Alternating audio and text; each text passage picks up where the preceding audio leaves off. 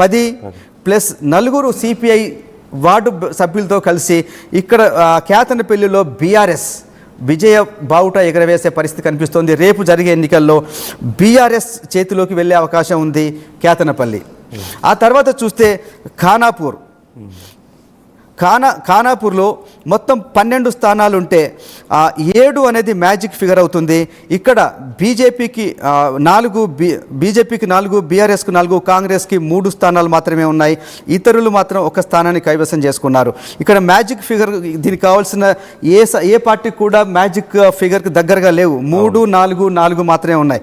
ఇక్కడ చిత్రంగా మరొక విచిత్రమైన పొత్తు బీఆర్ఎస్ బీజేపీ.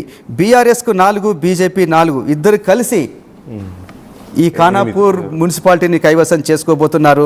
ఇది కూడా మనం అనుకున్న ఇంతకుముందు ఇదే బీజేపీ కాంగ్రెస్తో పెట్టుకొని ఇదే బీజేపీ ఇక్కడ బీఆర్ఎస్తో పొత్తు పెట్టుకుంటుంది.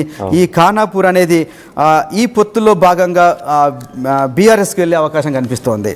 ఆ తర్వాత చూస్తే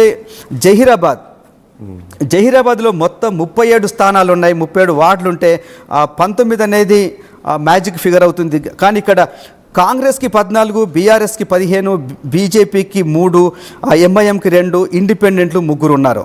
ఇక్కడ చూడండి, టెక్నికల్గా చూస్తే కాంగ్రెస్ కన్నా బీఆర్ఎస్కి ఎక్కువ స్థానాలు ఉన్నాయి. కాంగ్రెస్కి 14, బీఆర్ఎస్కి 15 స్థానాలు. అట్లాగే ఎమ్మెల్యే మాణిక్రావు ఓటు కూడా ఉంది బీఆర్ఎస్కి. దాంతో చూస్తే ఒక నంబర్ ఇంకా 15కి ఇంకొక నంబర్ యాడ్ అవుతుంది. సో బీఆర్ఎస్ బలం 16 అవుతుంది. అయితే ఇక్కడ మరి ఏం జరగబోతుంది? అత్యధిక స్థానాలు 15 ప్లస్ 1 16 బలం బీఆర్ఎస్ వైపు ఉంది. కానీ ఇక్కడ చూస్తే ఎంఐఎం కూడా ఉంది. కాంగ్రెస్కు సపోర్ట్గా ఎంఐఎం 14 ప్లస్ 2 ఎంఐఎం చూస్తే ఇది కూడా 16 అవుతుంది. ఈ ఇతరులు 3 కూడా వీళ్ళు కాంగ్రెస్ ఎంఐఎం కూటమి తమ వైపు లాక్కునే ప్రయత్నం జరుగుతోంది. కాబట్టి కాంగ్రెస్కి 14 ప్లస్ ఒక ఎక్స్ అఫీషియో సభ్యుడి బలం కూడా ఉంది. 2 ఎంఐఎం అండ్ 3 ఇండిపెండెంట్ల బలం కూడా తీసుకునే ప్రయత్నం చేస్తుంది కాంగ్రెస్. కాబట్టి ఇక్కడ కాంగ్రెస్ బలం బీఆర్ఎస్ కన్నా ఎక్కువగా పెరుగుతుంది. 14 plus 1 ex officio 15, 2 MIM 17 plus 3 ఇండిపెండెంట్లు కలిసి దాదాపు 20 మంది వార్డు సభ్యులు కాంగ్రెస్ వైపు వెళ్ళే అవకాశం ఉంది. కాబట్టి రేపు జరిగే ఎన్నికల్లో ఇక్కడ జహీరాబాద్లో కాంగ్రెస్ గెలిచే అవకాశం కనిపిస్తుంది. ఒకసారి చూడండి, టెక్నికల్గా చూస్తే బీఆర్ఎస్కి ఎక్కువ సీట్లు ఉన్నాయి, 15, కాంగ్రెస్కి 14 ఉన్నాయి. కానీ బహుశా ఈ ఈక్వేషన్స్లో ఎంఐఎం కావచ్చు, ఇతరు ఇండిపెండెంట్లు కావచ్చు, లేదా వాళ్ళకున్న ఎక్స్ అఫీషియో సభ్యుడి బలంతో ఇక్కడ జహీరాబాద్ని కాంగ్రెస్ కైవసం చేసుకునే అవకాశం ఉంది. ఇక మిగిలింది ఇంద్రేశం. ఇది హైదరాబాద్ పక్కనే ఉంటుంది. ఇంద్రేశంలో మొత్తం 18 సీట్లు ఉన్నాయి, 18 వార్డులు ఉన్నాయి. అక్కడ మ్యాజిక్ ఫిగర్ అనేది 10 అవుతుంది. కానీ ఇక్కడ చూస్తే కాంగ్రెస్కి 6 మాత్రమే ఉన్నాయి, కేవలం 6 వార్డ్స్ మాత్రమే ఉన్నాయి. బీఆర్ఎస్కి 9, బీజేపీకి 2, ఇండిపెండెంట్లు 1 ఉన్నారు. అయితే ఇక్కడ 10 సీట్లు రావడానికి ఒకే ఒక అభ్యర్థి, ఒకే ఒక ఇండిపెండెంట్ బలం తీసుకుంటే చాలు బీఆర్ఎస్కి. అదే జరగబోతుంది. ఈ బీఆర్ఎస్ తనకున్న 9తో పాటు ఒక ఇండిపెండెంట్ సభ్యుడి సపోర్టు కోసం ప్రయత్నం చేస్తుంది.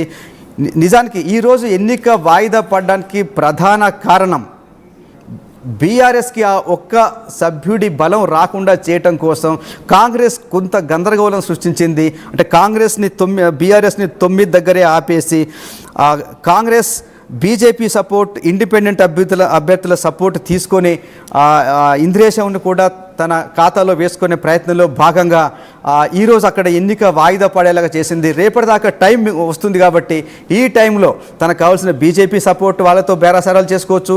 ఇండిపెండెంట్ అభ్యర్థి దగ్గర నుంచి కూడా తగిన సపోర్ట్ తీసుకోవడం కోసం ఇక్కడ బీజేపీ ఇండిపెండెంట్ సభ్యుల సహకారం కోరడం కోసమే ఈరోజు అక్కడ ఇంద్రేశంలో ఎన్నిక జరగకుండా కొంత కాంగ్రెస్ మేనేజ్ చేయగలిగింది. నందు, అంటే ఖచ్చితంగా రేపటికల్లా పూర్తిగా ఈ 11 క్లారిటీ వచ్చే అవకాశం ఉందంటారా? అంటే మళ్ళీ అవకాశం ఉంది కాబట్టి in case is there any chance కొంచెం డిలే అవ్వడానికైనా సరే, ఏవైనా ఏ సెగ్మెంట్లో అయినా సరే రేపు 11 ఎక్కడైతే ఈరోజు వాయిదా పడిన 11లో అన్ని స్థానాల్లో జరిగే అవకాశం అయితే కనిపించడం లేదు. కనీసం 2-3 స్థానాల్లో మళ్ళీ ఎన్నికలు వాయిదా పడే అవకాశం ఉంది. ఎందుకంటే అందులో ముఖ్యమైనది తొర్రూరులో చాలా ఉద్రిక్త పరిస్థితి ఉంది. 9-9 నిజానికి బీఆర్ఎస్కేమో వాళ్ళకి కావాల్సిన బలం ఇండిపెండెంట్గా 9 ఉంది, వాళ్ళకేమో 2 ఎక్స్ అఫీషియో సభ్యుల కలయికతో 9 వస్తుంది. కానీ కాంగ్రెస్ క్లెయిమ్ ఏంటి, ఆ బీఆర్ఎస్లో ఉన్న 2 గతంలో మా పార్టీ నాయకులు, మా పార్టీ రెబల్స్గా ఇక్కడ టికెట్ రాకపోవటం వల్ల వాళ్ళు బీఆర్ఎస్ పార్టీ టికెట్ పైన గెలిచారని. కానీ రెబల్స్ అయినా వాళ్ళు గెలిచింది బీఆర్ఎస్ టికెట్ పైన కాబట్టి వాళ్ళు టెక్నికల్గా బీఆర్ఎస్ సభ్యులు అవుతారు.